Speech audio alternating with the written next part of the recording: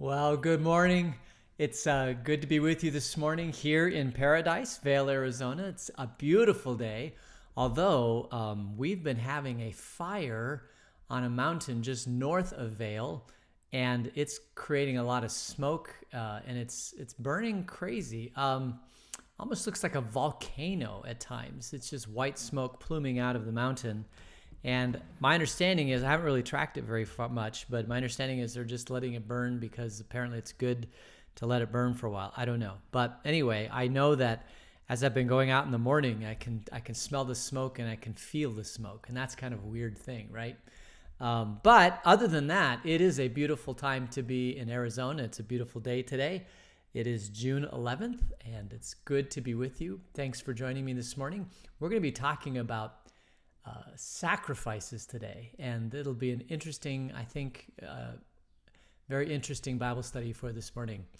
As far as things going around the world, man, what crazy stuff is going around the world.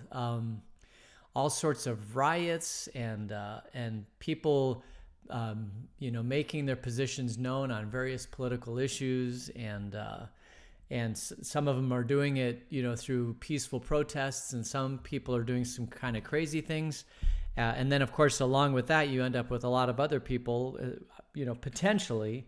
I don't want to prejudge anybody, but you have some bad actors there that are using, this as an opportunity for them to do what they want to do, and so it's a crazy time. It's probably, I don't know. It seems like every time is the craziest time, but it seems like it's a crazy time out there. So stay safe, be well, continue to social distance, use your masks, and we don't have a treatment, we don't have a cure, we don't have a vaccine, so we're still in the middle of a pandemic in the midst of all of these things. And I guess you could almost, I don't watch a lot of news, but I suppose the news is a great source of just entertainment almost. And so if you spend a lot of time watching the news, you could probably spiral down into turmoil. So I pray God's strength stays with you through this whole entire pandemic, riot, all this stuff, because it is a crazy time. But God is still in charge. He's still on the throne. We will get through this. I don't know how it will look when we get through it, or when we'll get through it, or what it might look like, but I do know that we'll get through it. We are still members of God's kingdom. He still loves us, and we still have a mission to do. And quite honestly, when the world goes crazy, we need to step up our game on the mission. So anyway, that's enough pontificating about the world around us, but you didn't come here to hear that. You came here today to talk about Genesis, because we are still in the book of Genesis, and we are in Genesis 8, and we looked a little bit at this particular section of Genesis 8 yesterday, and I just briefly talked about it, and I said we would come back to it today and look at it, because I wanted to spend a little bit of time looking at what Noah does when he gets off of the ark. So he spends a year and 17 days on the ark, and then he gets out of the ark, gets out all the animals, and now instead of kissing the ground, Noah does a very, very curious thing. And so let's just go back and look at that little section of scripture again and read it, okay? So Genesis 8, beginning at verse 20. Then Noah built an altar to the Lord, and taking some of all the clean animals and clean birds, he sacrificed burnt offerings on it.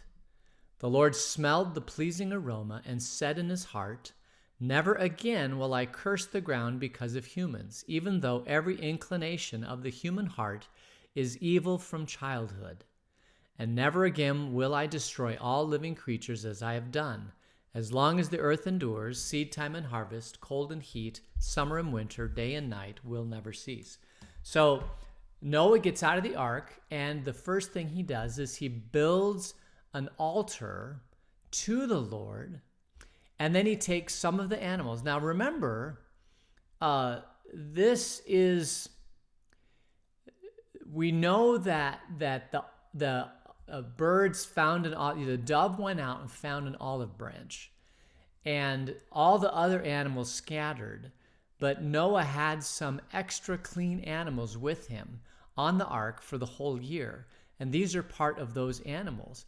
And I'm sure that Noah, at some point, would know that food is going to be scarce once they get off of the ark. It's not like the food just automatically comes back.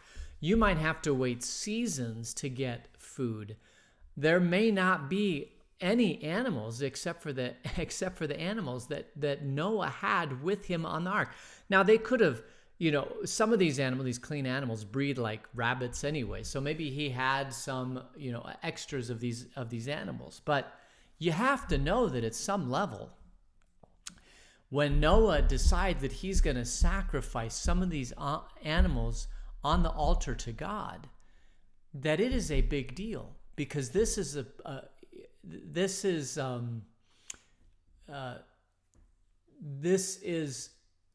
source of it could be a source of food for him, right? We know that you can eat meat. That doesn't come until later, but obviously any type of sacrifice of any animal, would be a source of food for creation, right? This isn't just a flippant thing. Noah is taking a portion of what he has, and he's offering it on the altar to God. Some of these animals may have made eggs for Noah. You don't know, right? This is a big deal for Noah, and he decides to give as an offering a sacrifice, what he calls a burnt offering. Let's just take a look at that real quick. The Noah built an altar, and he sacrificed burnt offerings on it. He took some of the clean animals and clean birds. So obviously we don't know what clean animals. It could have been a goat. It could have been sheep. Those are typically what were used for offerings, right? And obviously goat and sheep have, even if you're not eating the goat and sheep yet, they have tremendous benefit to mankind. There's milk that comes from them. There's wool that comes. There's lots of stuff that comes from these animals. And to sacrifice them and give them to God is an amazing thing. So this isn't just, we read this and we think, he took an animal and sacrificed. No, it was an important part of his survival and living forward. And he decides to give a portion of what had been given to him back to God and to sacrifice it. And what's called a burnt offering here, a burnt offering. In the Hebrew, the olah, which is basically, Allah is to rise. So the olah is that the offering. So in the Hebrew people, when they would do an offering, what they called a burnt offering, this is a whole offering. So basically, we'll put the animal, let's say it's a sheep. Okay, let's say it's a sheep. They would take off the skin of the sheep, and they would save that because it has wool or whatever, and they would keep that. But everything else of the sheep would be put on the altar, and it would be consumed by fire. And as it's consumed by fire, you've got wood and you've got the animal on top of the wood or whatever. As it's consumed, then the fire raises up into the sky, and there's nothing left on the altar. And so they would believe, that the Hebrew people would believe, that whole entire, whatever's left is the sheep and the wood and everything, that it was all consumed, and it would rise up to God, and God would smell the pleasing aroma, and he would be very, very happy about this. This is the whole idea of a burnt offering, a holas, which is interesting because it is a whole offering, right? It is the whole burnt offering, I guess you could say. In Hebrew, it's the holas, but in Greek, it's halas. And offer or burnt in Greek is kalos.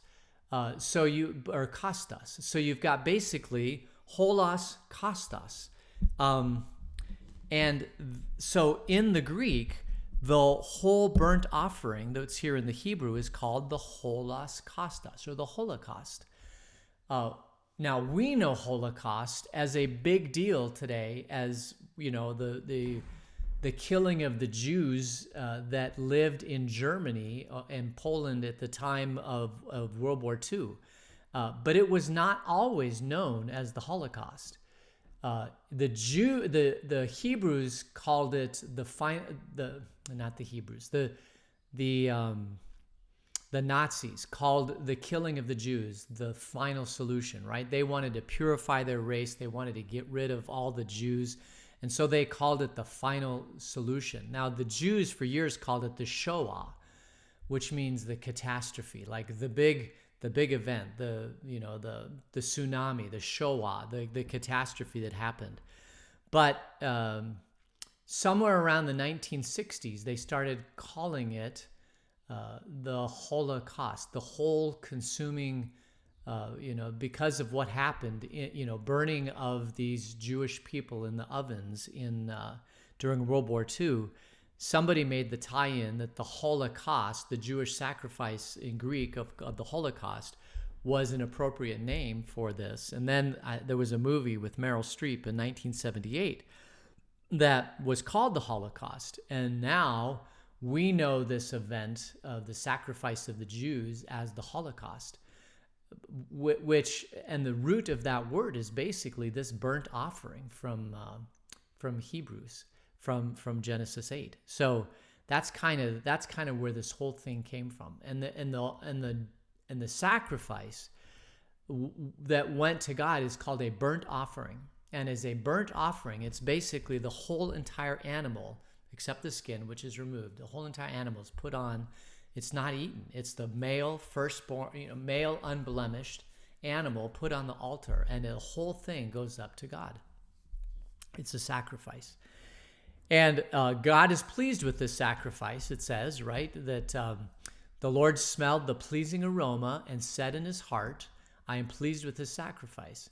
So he decides, because of this sacrifice, that he is going to never again destroy all living creatures as he's done.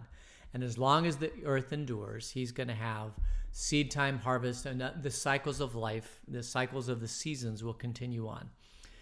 So this is the first instance that we have of anybody burning an animal on an altar for a sacrifice. But it isn't necessarily the first sacrifice, because if we go back, way back, to Adam and Eve, interesting things happened. Just take a look at this.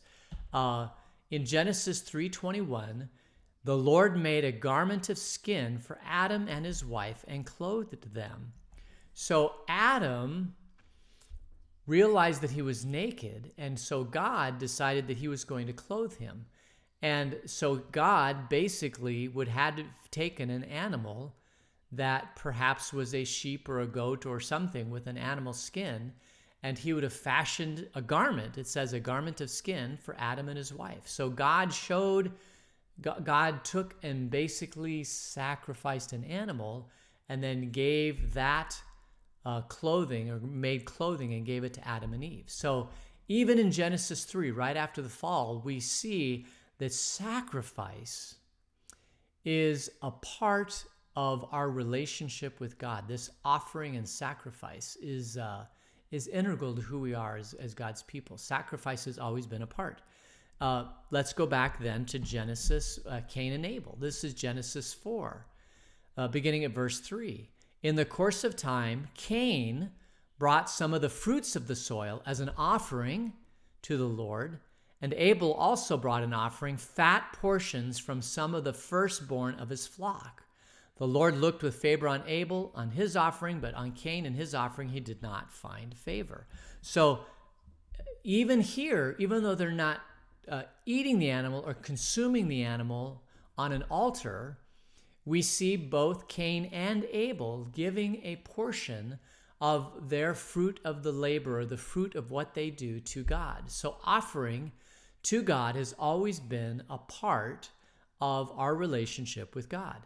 And it's just fascinating, because there's a rich heritage of theological foundation in this that obviously gets fulfilled in Jesus Christ. Jesus Christ becomes then the perfect offering, the perfect sacrifice.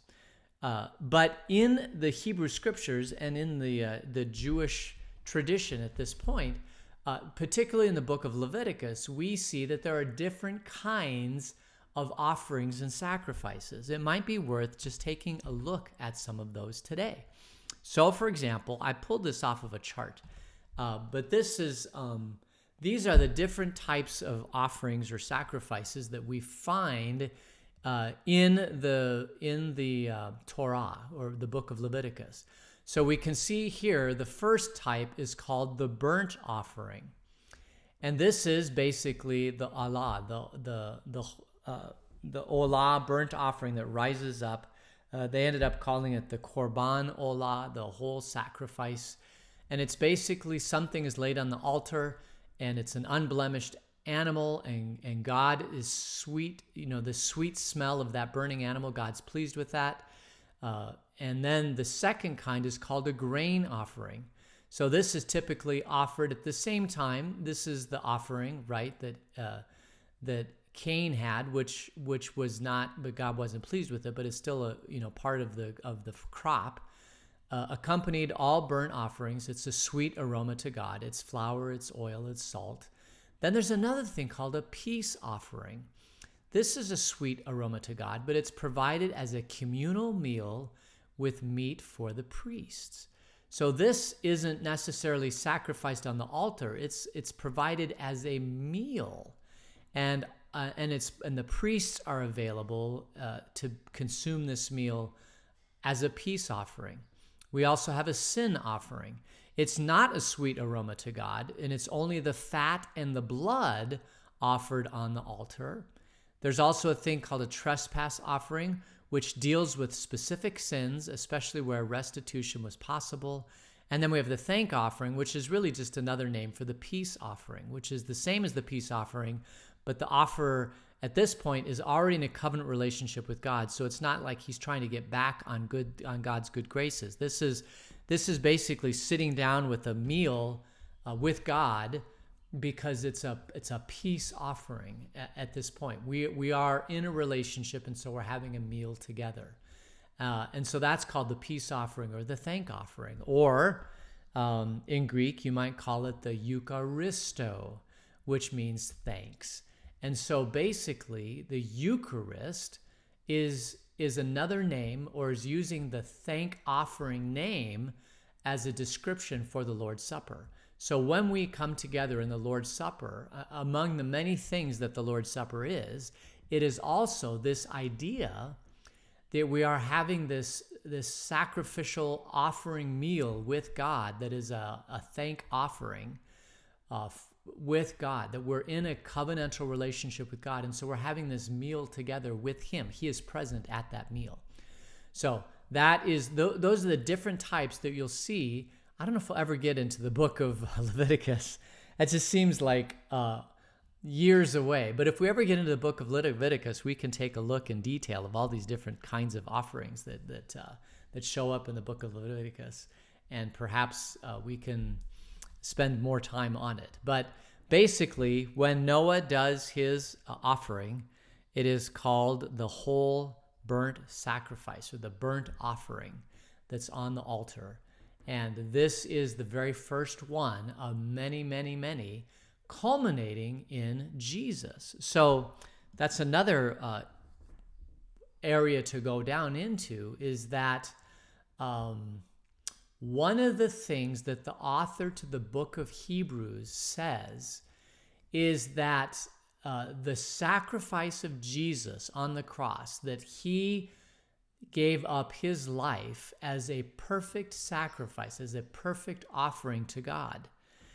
But one of the things that he did when he did that is that he took all of the Old Testament sacrifices and made them holy. In other words, that the Old Testament sacrifice, this one with Noah or any of the other ones, that when the aroma went up and they were pleasing to God, it wasn't necessarily that the aroma was pleasing, but it was pleasing to God because it was a precursor or a foretaste of the ultimate sacrifice that God would be pleased with. And this is what this is what it says in Hebrews. I mean, just take a look. Let's see if we can find it here in Hebrews. Hebrews 10, 1 through 7. Let's just take a look at it real quick. This is Hebrews 10, beginning at verse 1. The law is only a shadow of the good things that are coming, not the realities themselves. So the law is only a shadow of the good things that are coming, not the reality of themselves. For this reason, it can never, by the same sacrifices repeated endlessly year after year, make perfect those who draw near to worship. Otherwise, would they not have stopped being offered? In other words, these sacrifices had to continue to be offered time and time and time again. For the worshipers would have been cleansed once for all and would no longer have felt guilty for their sins.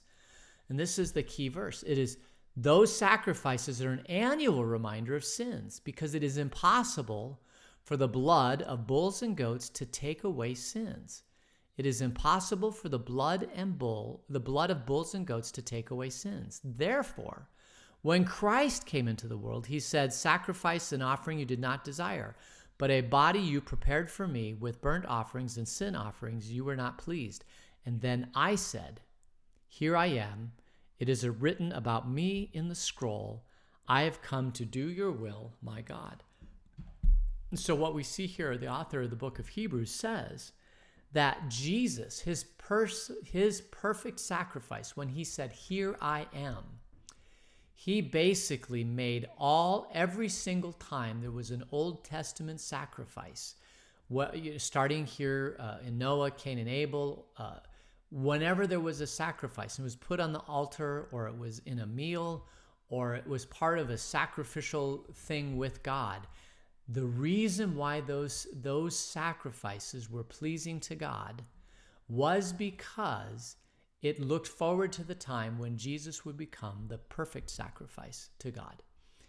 And they obviously didn't know that Jesus, but they knew about the Messiah.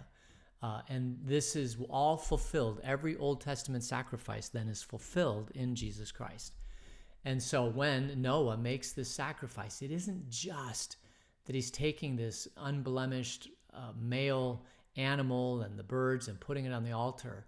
It is in a sense also Jesus' sacrifice on the altar at that point. And so it is Jesus' sacrifice that is pleasing to God.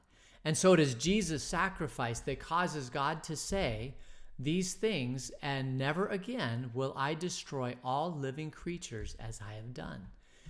Jesus is part of that, even in the Old Testament, according to the book of Hebrews.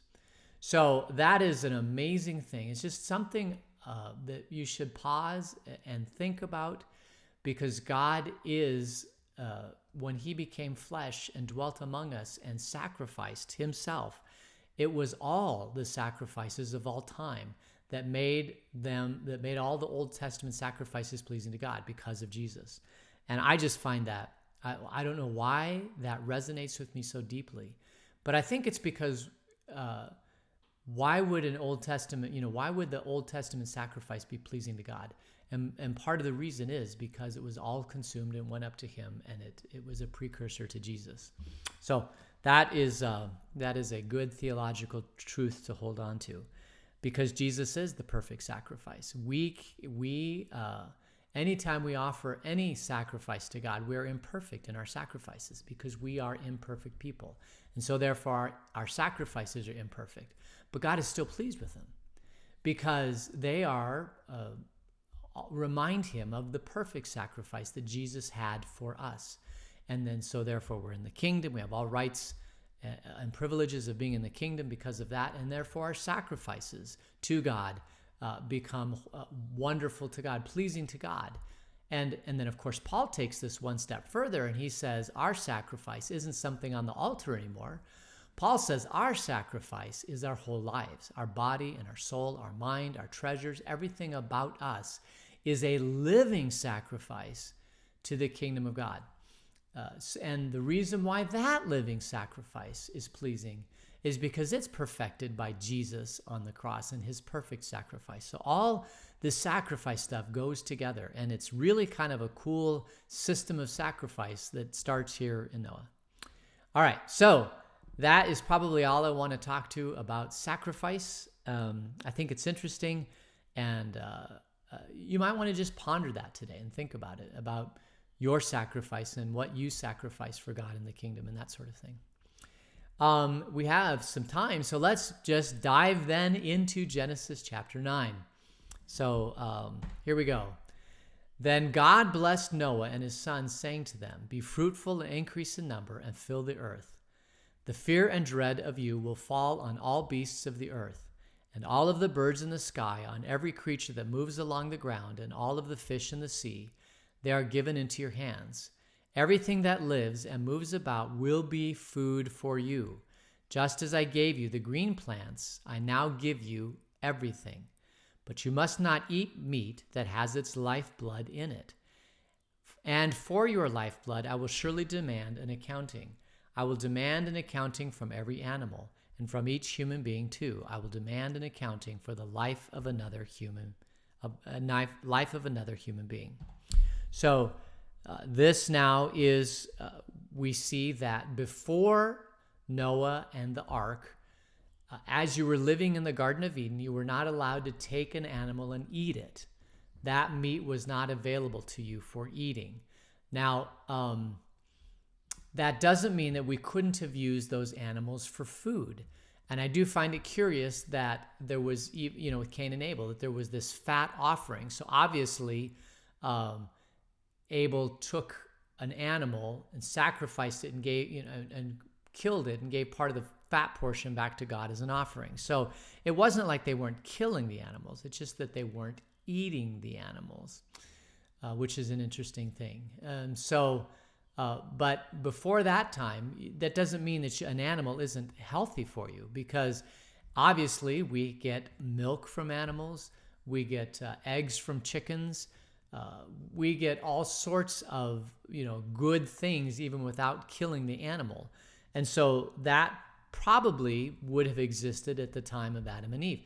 There are some very, very, particularly in fat, in meat, there are some really, really good high protein fat soluble vitamins in animals. So there's definitely good stuff that comes from animals that we can consume without consuming the animals, that are very, very healthy for us. And I would imagine that even before Noah, that they would have done that. But at the time of Noah, God says, okay, first you had plants, now you can have animals. You can eat the animals. So apparently they started eating animals here. But, now this is interesting. Where is it? But you must not eat meat that has its lifeblood in it. And for your lifeblood, I will surely demand an accounting. So this brings up just an interesting